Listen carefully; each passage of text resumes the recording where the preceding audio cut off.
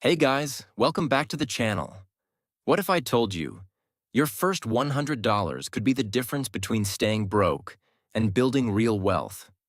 Sounds dramatic? Good, because it is. But here's the problem. Nobody actually teaches you how to start. Most people don't invest, not because they're lazy, but because they're confused and scared. You hear things like, stocks are risky, crypto is a gamble, you need thousands to start. So what happens? You do nothing, and while you wait, your money quietly loses value. If your money isn't growing, it's shrinking. Period. Example 1. Safe but slow. Let's start easy. Option number 1.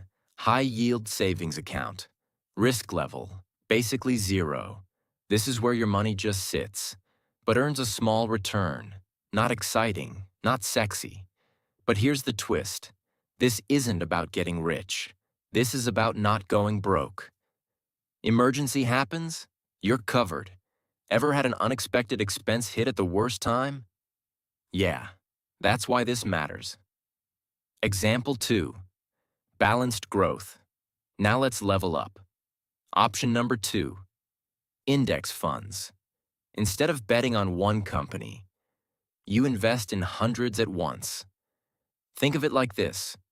You're not picking winners. You're buying the whole game. Income? About 7% annual return. Quick math moment. Invest consistently, and time does the heavy lifting. Fun fact, many professional investors fail to beat simple index funds. Yeah, the experts. Example 3. High risk, high reward. Now we step into the wild side. Option number 3. Cryptocurrency. This is where things get crazy. Some people turned $100 into thousands, others into basically nothing.